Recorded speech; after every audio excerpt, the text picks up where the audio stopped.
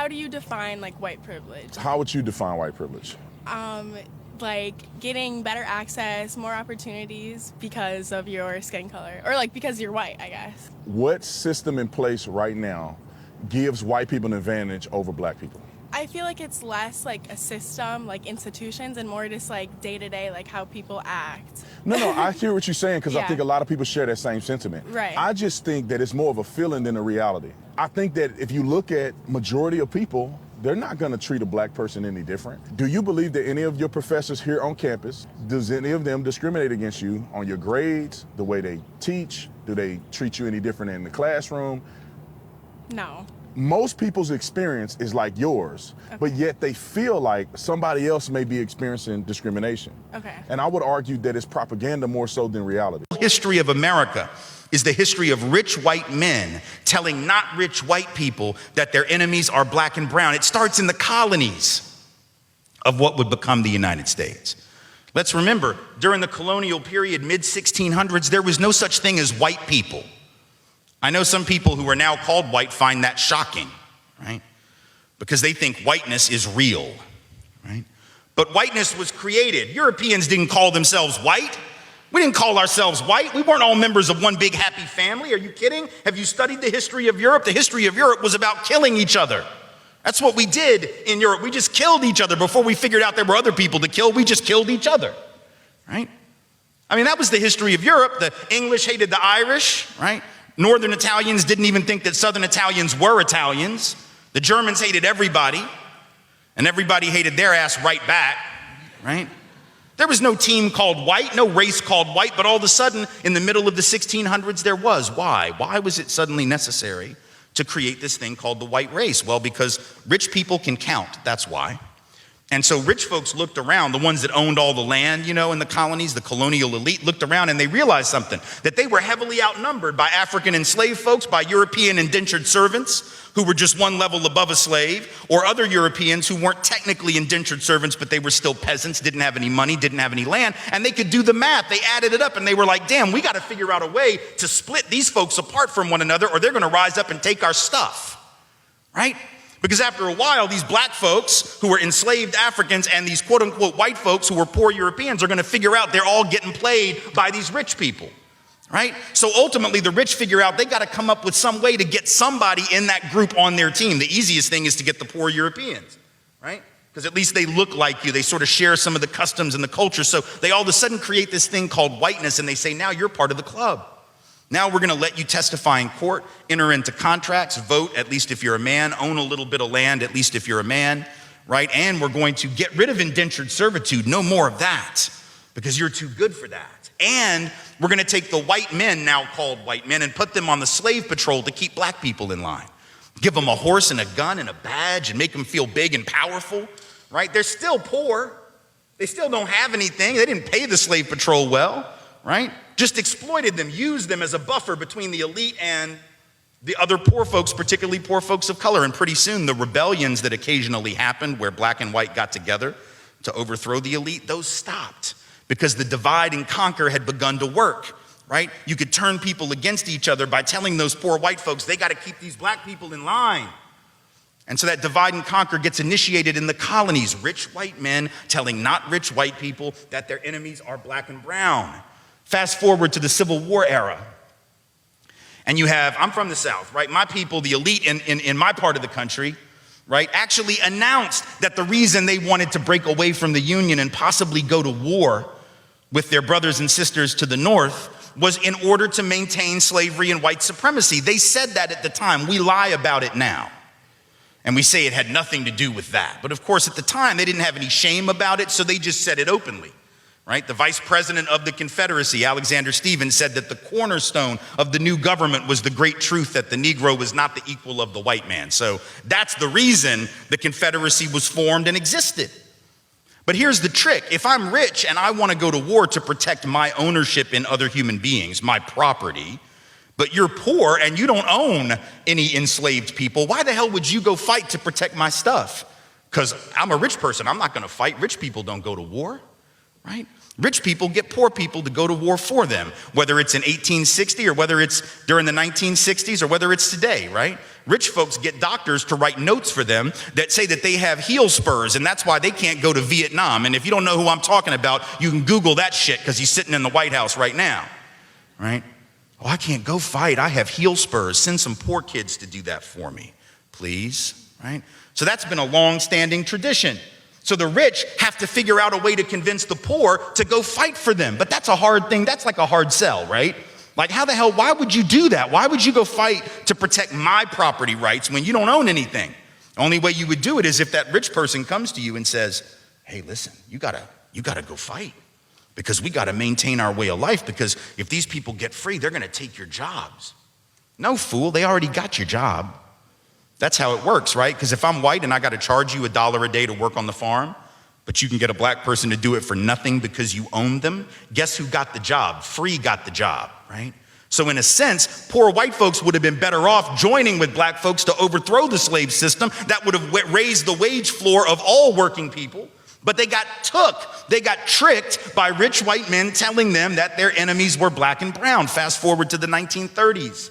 And you have white labor leaders. They're not even the elite, right? The labor leaders are not the elite, but they're the elite within the labor movement. And even they had fallen for it at this point. So they didn't want to integrate their unions. And they would say things like, well, we can't have black people and Mexicans and Chinese folks in our unions because if we do that, it's going to reduce the professionalism of our craft. We have to maintain the integrity of our profession. No, fool, you need more people in the damn union is what you need. And if you don't let those folks in, guess what happens when you go out on strike? Who is the boss going to use to replace you? They're going to replace you with the very same black and brown folks that you didn't want to work next to, right? And so at the end of and then you're going to blame them for taking your job rather than the white rich dude for giving it to them, right? Divide and conquer, telling not rich white folks that their enemies are black and brown. And now we fast forward to the president. We got the president of the United States becoming president on the basis of that same rhetoric, telling not rich white folks that the reason they don't have a job is because Mexicans took them. When I tell you that Tim Wise is straight no chaser, he's going to tell you what it is. And he's not going to lie. He's not going to give you the smooth taste. He's going to give you the no ice. Straight liquor burning your chest truth. Say, I want my country back. You just told me two things. Number one, you think you own it. And number two, you want to go back because that's a directional reference. Back to what? Back to this fictional time, back to Leave It to Beaver, back to Andy of Mayberry down at the fishing hole with Opie, all of this nonsense that was never real. And then when Dylan Roof goes into that church in Charleston and says, you rape our women and you're taking over our country, that is a possession comment. That's a comment that says, this here is mine, right? Having to share the mental space, the actual physical space with folks that you didn't ever think you would have to share the designation of an American with. So I think part of the difference between how folks of color view it and how white folks view it is white folks have this fear of falling because for the first time we're having to realize that we're not a white country. James Baldwin told us that we never were. Right? But we didn't read James Baldwin. We still don't. And so we don't really understand. We think that it's a white country. This was never a white country. But if you've been allowed to believe it is, and all of a sudden things start to change, it's like your whole world is falling apart. That's the sick thing about privilege. When you've had it, you've gotten used to that. You've gotten used to there's, a church there, a church there, a church there, and a Walgreens there. Goodness, now you have a mosque, and now you have a Buddhist temple. So now you're having to share the culture. You don't get to define the norm of music and fashion and all of that. So I think what we're seeing when we see white pessimism, right, or fear or anxiety manifested, which is that's what the Tea Party. Hey guys, welcome back to Echo Room Vibes. How are you all doing today? Seriously, because what we're about to get into is heavy but also necessary.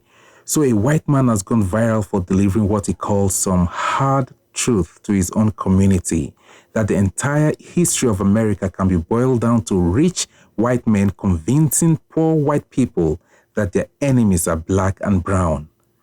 And if that sounds familiar, it should, because it's the oldest hustle in the book. Divide and conquer. Classic misdirection.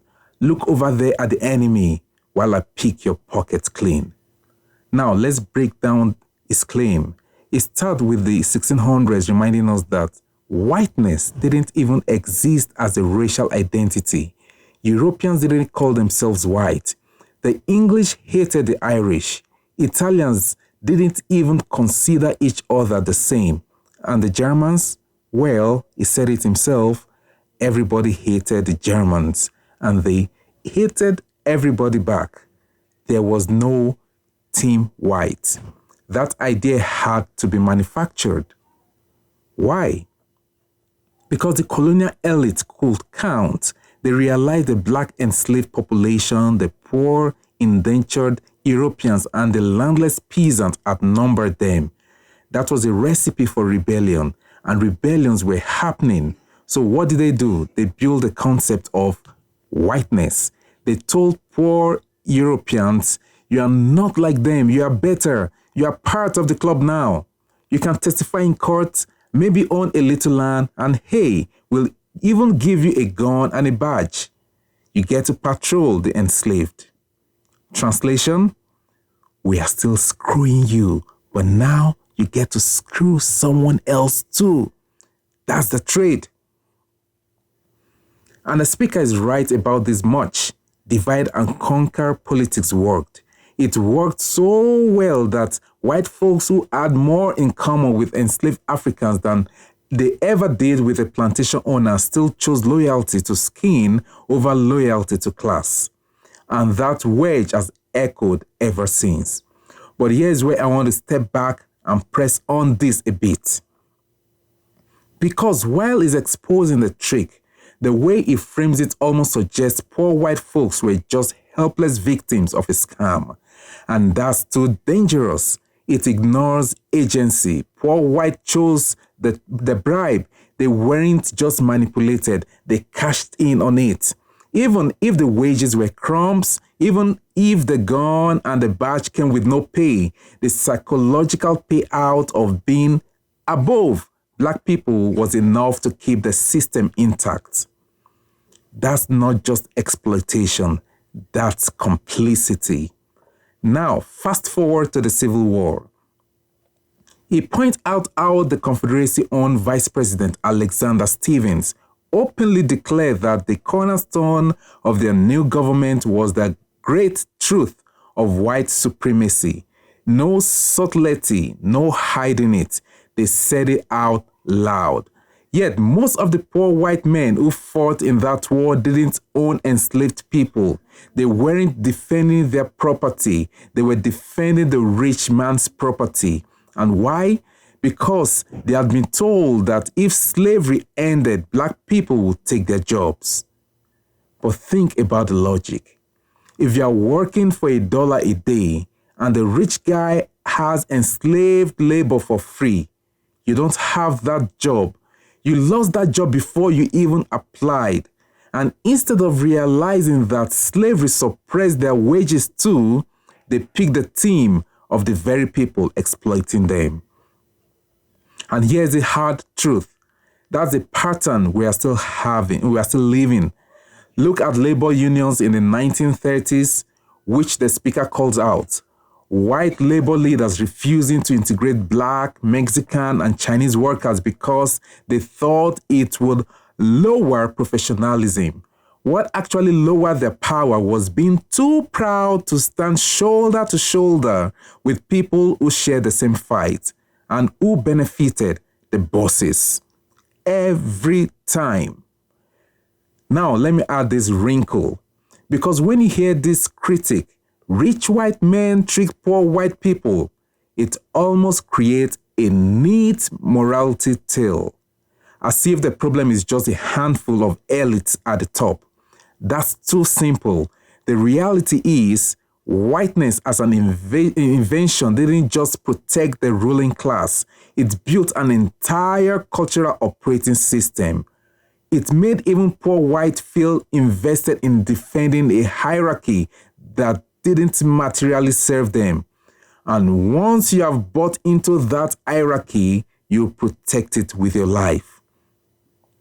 That's why we see people voting against healthcare, against unions, against living wages, because they have been convinced those things threaten their way of life. When really it's the corporations and billionaires making sure their lives stay precarious. Same playbook, new century. So here's the question I want to throw back to you. If the creation of whiteness was always about division, then what does it take to undo it? Is naming the corn enough? Or are we so far into this identity that people won't give up even the illusion of privilege, even when it's killing them? Because let's be real, the speaker gave us history, but history without accountability risks turning into another shrug. Poor whites weren't just duped, they were willing participants in building the buffer. And today, many still are. That's the discomfort we have to sit with. So yes, that was created in the 1600s was worse than we think. But the bigger truth, it's still happening. And the only way out isn't just exposing the scam, it's deciding not to keep playing the role of the buffer. But maybe I'm being too harsh. What do you think? Did this man just give necessary history that more people need to hear?